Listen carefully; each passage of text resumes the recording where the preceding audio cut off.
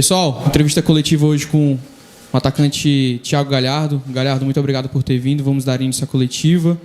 Priscila, por favor, pode começar. 2 perguntas para cada, tá? Obrigado. Boa tarde. Boa tarde.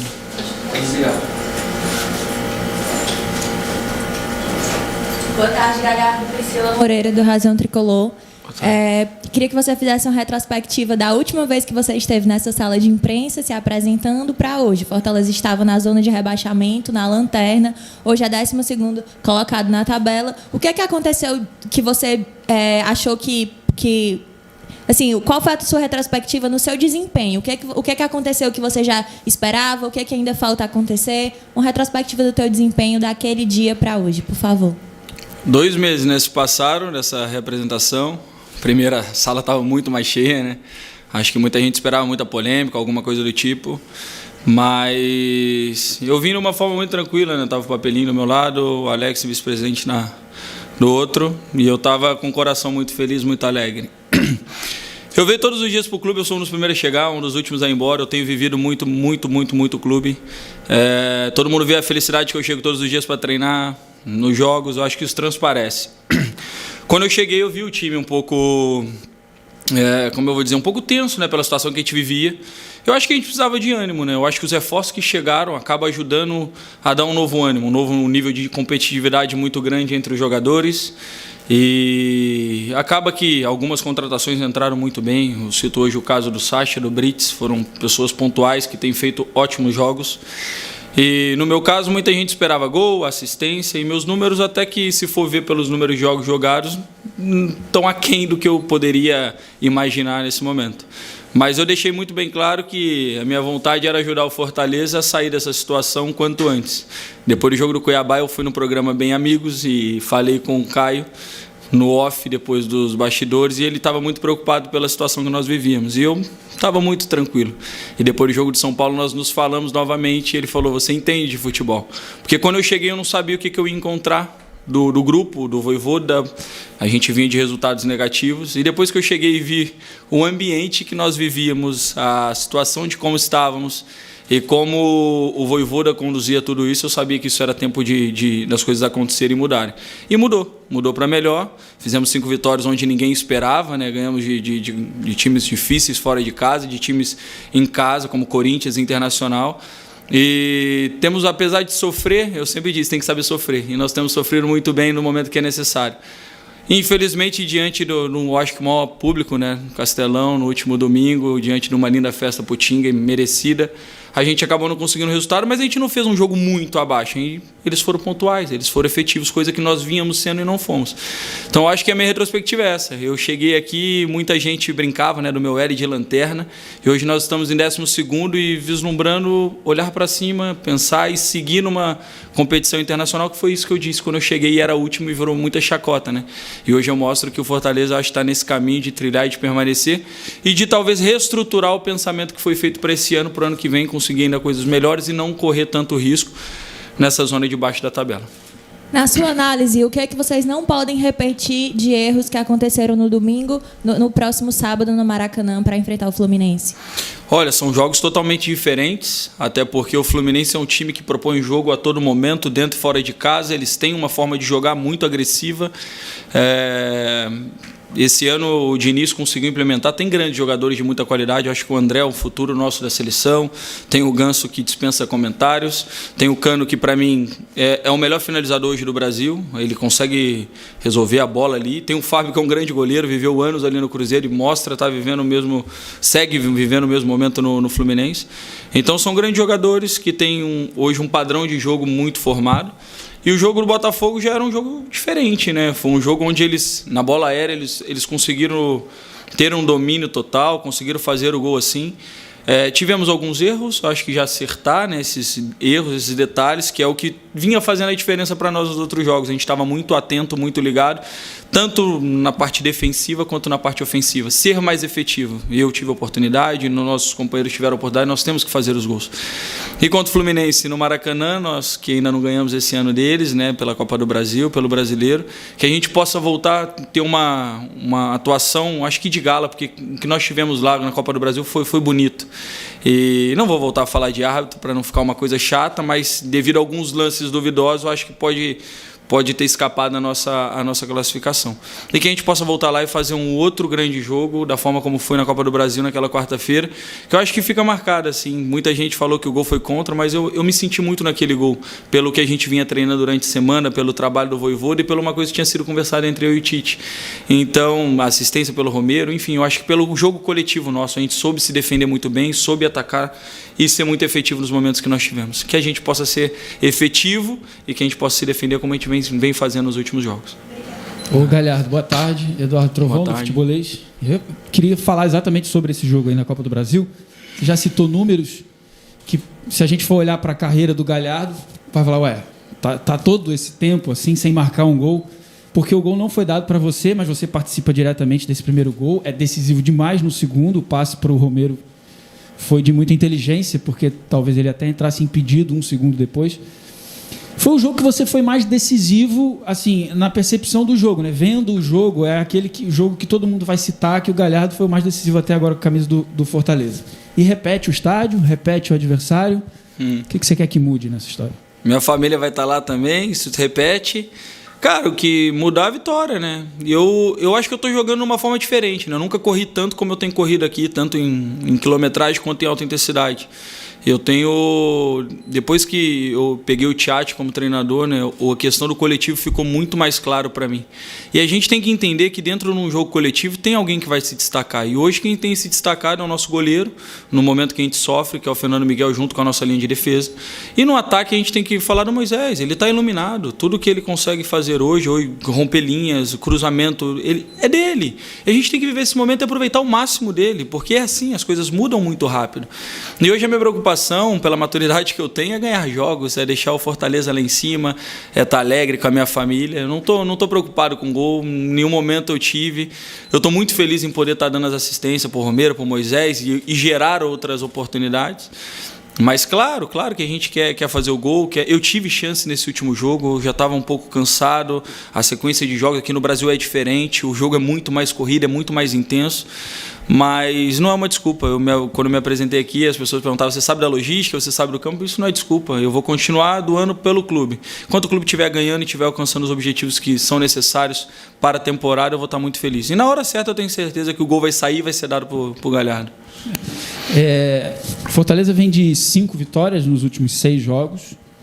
A derrota foi agora para o Botafogo.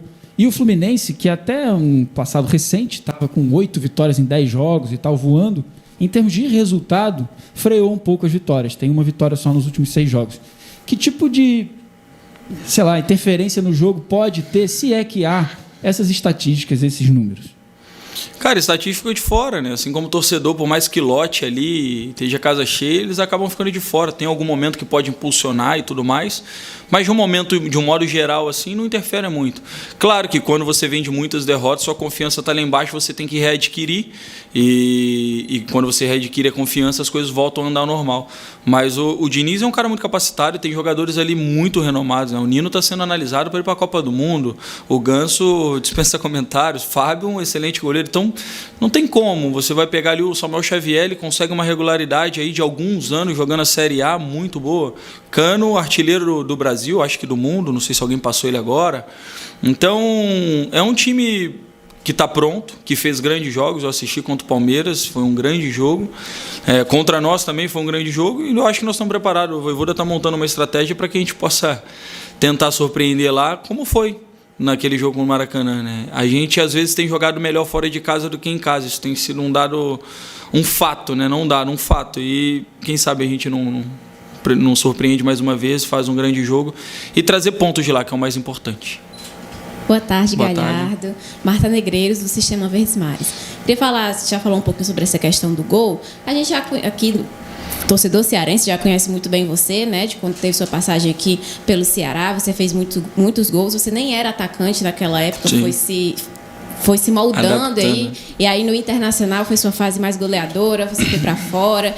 E aí essa temporada que você vem fazendo agora de 2021, 2022, foi a que você menos fez gols até na sua carreira. Foram 2 gols até agora. E aí a torcida do Fortaleza tem muita essa expectativa em cima de você. Então a gente está vendo que você está buscando esse gol. Teve a questão lá no último jogo contra o Botafogo do pênalti que você sofreu.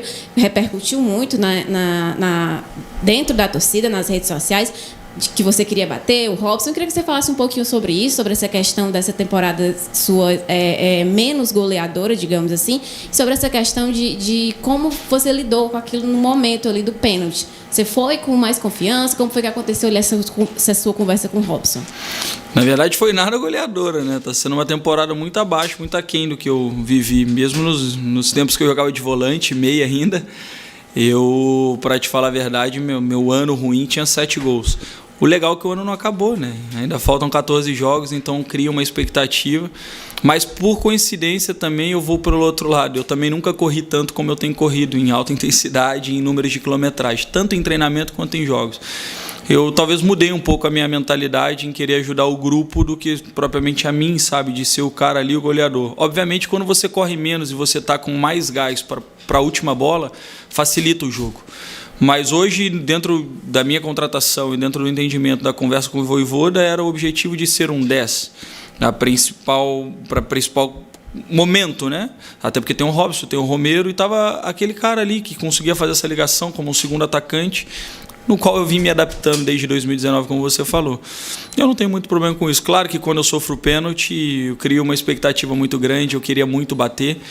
Eu pedi ao Robson, o Robson estava confiante, ele já tinha também pegado a bola ali, falou que ia bater.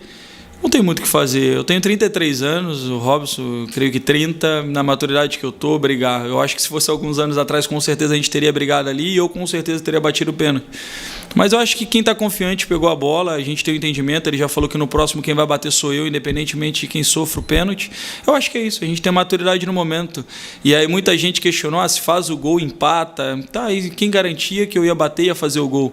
Por mais que você esteja confiante que tudo possa acontecer positivamente, sofrer o pênalti, o primeiro gol e tudo, mas não é uma garantia de nada. Então, acho que ele estava confiante, a gente já conversou, normal, e cada um, como o professor não perde a confiança em nós, somos nós quem batemos os pênaltis, e se tiver um próximo pênalti, nós vamos conversar, o melhor que tiver ali para bater, vai bater. Espero que possa ser um dia iluminado para quem quer que bata e que faça o gol. E depois dessa derrota, né? Porque quando você chegou, você não pegou a fase assim que o time estava mais em baixa mesmo, naquela sequência difícil, que não vencia, afundado ali na lanterna. Quando você chegou, o time estava na lanterna, mas foi daí que começou a reação do Fortaleza, né? Você pegou esse período bom de vitórias, de resultados bons, e aí teve essa derrota para o Botafogo. Eu queria que você falasse um pouquinho como está sendo essa semana pós-derrota, né? Depois dessa sequência boa, sofrer essa derrota agora. Como que está o clima entre vocês no treinamento para essa partida contra o Fluminense? Olha, o clima não mudou em nenhum momento, tanto nas vitórias quanto agora na derrota. Obviamente que a derrota machuca, né, diante de um torcedor, uma torcida gritando, lotando o maior público do ano no Castelão. Isso nos magoa, assim, nos entristece. Mas quando acaba o jogo e vê o torcedor batendo palma, ele mostra que está vendo o esforço do time, né, tentando. Acontece, quanto mais vitórias você vem fazendo, mais próximo da derrota e do empate você está. Assim, quando você está com muitas derrotas, você está mais próximo de vencer. Mas isso não pode ser uma tônica. Você não pode ver 5 vitórias e depois vir com 5 derrotas, porque no Campeonato Brasileiro você vai se afundar. Nós conseguimos sair dessa situação incômoda que nós estávamos, porque nos últimos 7 do Brasileiro, até o jogo do Botafogo, nós tínhamos vencido 6. 8 vencidos 6. Goianiense, os outros 5, empatado o Santos e perdemos o Red Bull. Então, quando você faz uma sequência dessa de... Todo mundo comenta, às vezes é melhor ganhar 1 e perder 1 do que empatar 2. Eu não sei, porque talvez ficar 2 jogos sem perder traz uma confiança maior para o terceiro jogo, sabe? Apesar de pontuar menos, você tem uma confiança maior de não ter perdido jogos. Então, claro, se você vai fazer 5 empates, é melhor fazer 2 vitórias e, entende, intercalar. Mas para confiança, eu acho que era melhor. E pelo momento que nós vivíamos, né? A eliminação na Libertadores, logo depois a eliminação na Copa do Brasil, eu acho que foi muito legal. E, bom, quando se abre as semanas, a gente consegue treinar, né? O futebol brasileiro não dá semanas para treino como tem lá fora. e quando se abre, você consegue de fato ver o trabalho, eu acho, de cada treinador, de cada equipe. E desde quando abriram as semanas, a gente teve uma derrota, conseguimos as 5 vitórias, a gente conseguiu alguns resultados, eu acho que inesperados. O Inter aqui 3-0 diante da situação é uma coisa que ninguém espera, né? Queria a vitória ali, 1-0 estava bom demais, o gol do Crispim, e depois da forma como foi, eu acho que se tivesse saído quarto, quinto, não seria nenhuma coisa de louco assim, e a gente não sofreu. Nós não sofremos, a gente vem sofrendo pouco. Contra o São Paulo, eu acho que foi o jogo que nós mais sofremos e sentimos isso dentro de campo, com o Fernando Miguel inspirado, um gol do Capixaba, que aí a gente brinca, né? Não tinha feito nenhum gol na temporada, faz naquele jogo. Porque é isso, no momento certo vai aparecer os gols, no momento certo vai aparecer. O mais legal é ver que, independentemente de quem joga, está todo mundo muito feliz, brinca. A gente tem uma união aqui que eu nunca tive isso em outro clube. E eu não falo isso da boca para fora porque, de fato, eu estou sentindo. Quem trabalha com a gente aí vê a felicidade que a galera chega para treinar, acaba o treino, o que fica e depois para se recuperar. Nunca tinha visto isso em clube nenhum. Boa tarde, Galhardo. Anderson Azevedo, do Futebolês. Conta pra gente o seguinte, você passou um bom tempo longe aqui do... Não, é o seguinte, você passou um bom tempo longe do futebol brasileiro. E muito se fala da loucura que é o calendário do futebol brasileiro. Hoje, todo mundo comenta a situação de que, tirando Palmeiras e Flamengo, as outras equipes não conseguem ter um elenco enxuto para disputar a Copa do Brasil ou o Campeonato Brasileiro na mesma intensidade. E pensando nisso, o Fluminense joga na quinta contra o Corinthians pela Copa do Brasil. Eu queria saber se, durante essa preparação, essa semana de preparação, quando o Vojvoda conversa com vocês sobre o adversário, que no caso é o Fluminense, ele estuda apenas aquele time que é considerado titular, ou ele passa para vocês também algumas alternativas que o Fernando Diniz pode vir a utilizar no jogo, pensando nesse duelo contra o Corinthians pela Copa do Brasil? Não, passa para nós o time titular, né? O Fluminense está nas cabeças ali, está no G4. Eles falaram, o Nonato foi na semana seguinte, agora nem está mais lá, falou a questão de título. Então, obviamente, eles pensam, até porque vai jogar sábado no Rio e joga quinta-feira depois de São Paulo, tem um tempo maior de descanso, eles já estão 2 semanas nessa que teve a Libertadores com semanas abertas. Eu acho que não tem por que poupar, até porque se ele perde lá, acabou. Ele vai ter depois semanas abertas como todos os outros clubes. Mas, de fato, é uma verdade. O Flamengo hoje, o time reserva do Flamengo hoje, se você for pegar, é titular em quase todos os times do Brasil. Tem muitos jogadores ali que jogariam. No Palmeiras, idem. E se você for pegar os demais clubes, não tem tanto elenco assim para poder falar que vai tirar uma peça e manter ali, né, um nível de atuação e tudo mais. Quando você troca uma peça, tudo bem, mas você trocar os 11 e conseguir manter o nível é muito complicado. E o Abel tem feito isso com tranquilidade, o Dorival agora com muita tranquilidade, porque ele tem peça no elenco para isso. E não é que os demais times não tenham, porque o poder aquisitivo financeiro é diferente. Eles conseguem contratar jogadores europeus hoje que estão ficando, segurar um Arrascaeta, segurar um Gabriel Barbosa, segurar um Pedro, porque qualquer outro clube tem a necessidade de venda, porque necessita fazer caixa para poder se reestruturar e até estruturar dentro do clube. Então isso é uma verdade, que parabéns quem tem conseguido manter isso, eu acho que isso é muito importante para nós, né, no futebol brasileiro, mas o calendário sim é apertado. Eu quero saber, estou até ansioso para saber o que a CBF vai fazer para ano que vem, sendo que a gente sai de férias dia 14 de novembro. Quando vai começar ano que vem? Quando a gente volta a treinar? Isso é uma conversa que tem diária entre os jogadores, não só aqui, mas de outros clubes também. E para esse jogo contra o Fluminense, como é que fica o clima depois daquela eliminação, do jeito que aconteceu, e depois também dessa derrota para o Botafogo? Porque muitos se dizem, foi uma derrota para o Fortaleza meio que cair na realidade, que a torcida estava bem empolgada, 5 vitórias seguidas, já tinha gente dizendo que o time estava brigando por uma vaga, pelo menos na pré-Libertadores. Como é que você enxerga essa situação? Olha, para a Libertadores hoje, para os 6 primeiros ali, tá bem complicado, hein? Se você olhar ali a pontuação, acho que quem tá do 10º ali para trás, se pensar hoje numa pré-Libertadores, sendo que o São Paulo não tá à nossa frente, o Atlético Goianiense não tá à nossa frente, então na semifinal de Sul-Americana, eu acho bem complicado, mas eu acho que a gente tem que pensar na Sul-Americana. Eu acho que isso é uma coisa mais palpável para o Fortaleza. Acho que é uma competição mais fácil de poder se chegar a umas finais. Red Bull ano passado fez a final com o Atlético Paranaense, esse ano está em São Paulo e tem Atlético Goianiense. Olha o Atlético Goianiense sofrendo aí. Ele está sofrendo no Brasileiro, ele tem uma grande equipe, eles jogam muito bem, eles estão batendo de igual para igual com todos os times. Se eu não me engano, me corrija se eu estiver errado, eles estão 100% da Sul-Americana em casa. E no Brasileiro não consegue repetir, porque eles têm uma prioridade muito clara, que é a Sul-Americana. Tão errado, tão certo? Lá dentro é que eles vão saber. Mas talvez vai valer o título e cair para uma Série B. E o planejamento? Então você tem que entender qual é o planejamento do clube. É um título muito importante, mas será que vale para brigar pela Série B? Porque está difícil, vai afunilando cada rodada que passa. É uma derrota a mais para o Atlético Mineiro, eu vi o jogo, e eles jogam bem, mas não tem as coisas acontecido da forma como planejam e desejam. Enfim, então eu acho que a gente tem que pensar. Sobre a questão de nós caímos na realidade, cara, o Fortaleza vem fazendo grandes jogos, cara. Ficar 7 jogos aí, o Fernando Miguel, seguidos sem tomar gol, isso é complicado pra caramba. Fazer 5 vitórias no Brasileiro, num clube aqui de cima, no Nordeste, é difícil. Foi o Náutico em 2006, 2007 que tinha feito isso.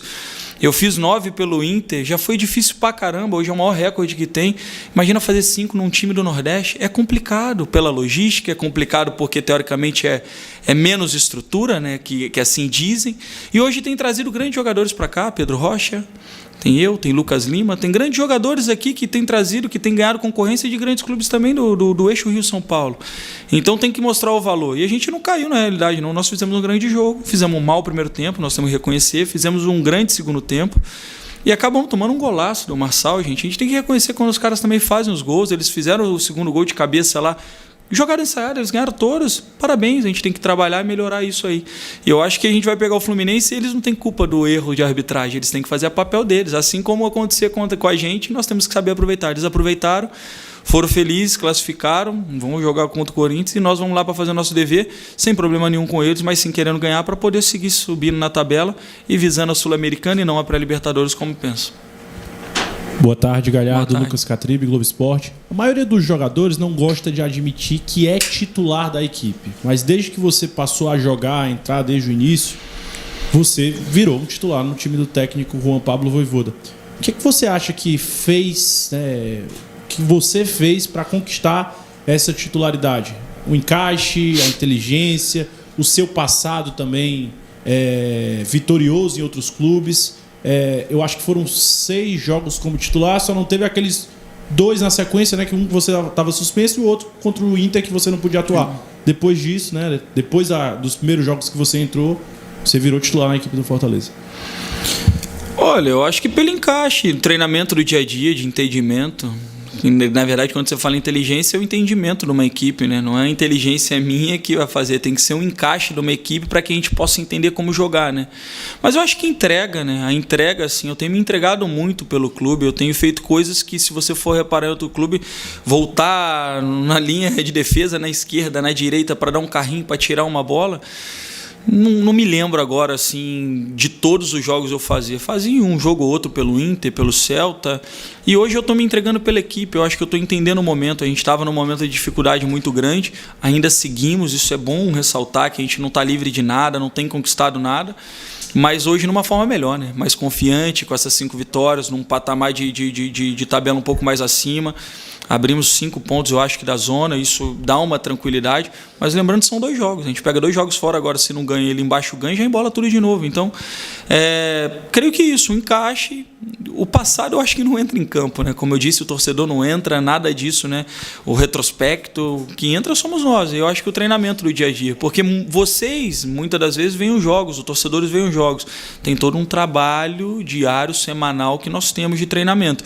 Que aí, obviamente, quem tem que decidir o que fazer é o Vojvoda. E creio que dentro da cabeça dele, do que ele pensa, eu entro no entendimento, nessa inteligência que você coloca, junto com os demais companheiros que ele opta por jogar. Você está acostumado a jogar em alto nível, em grandes palcos, grandes estádios.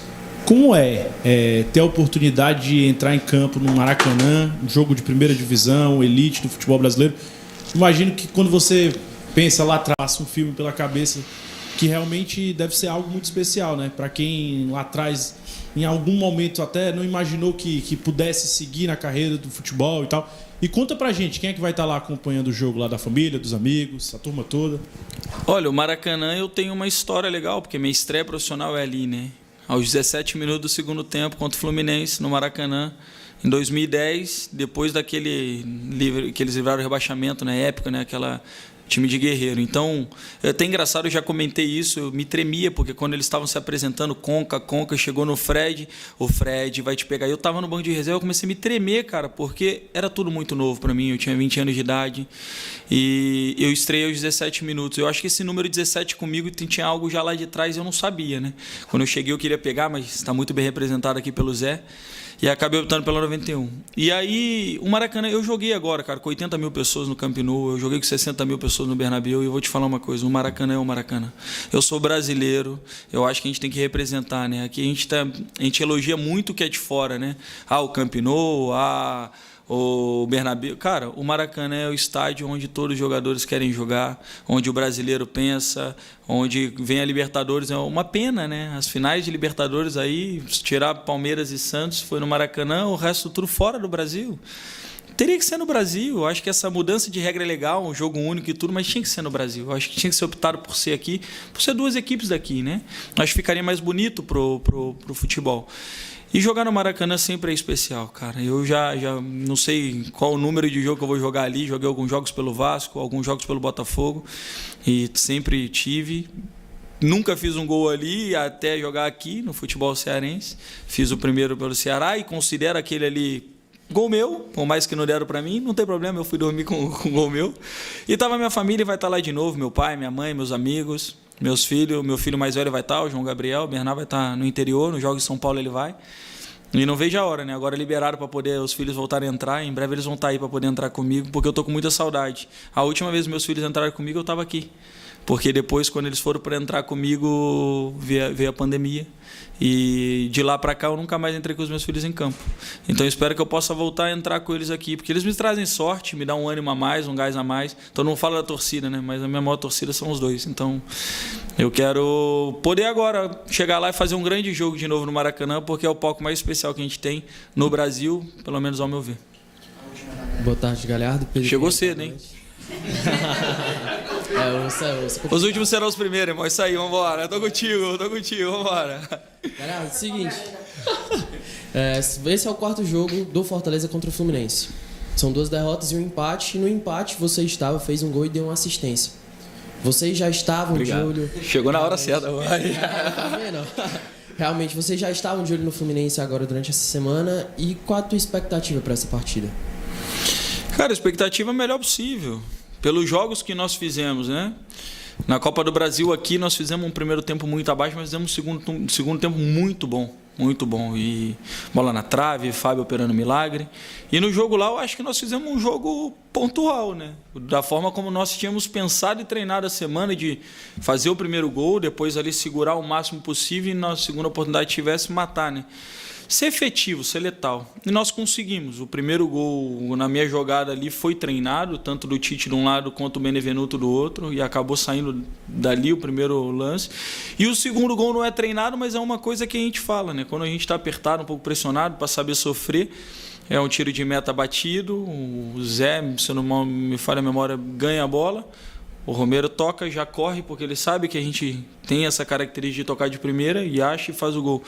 E o segundo tempo acaba que muda, né? Ele coloca um time muito ofensivo, ele muda, né? Tira um zagueiro, um Nino e vai para a ofensividade. A gente estava preparado para sofrer, saberia que passaríamos por isso.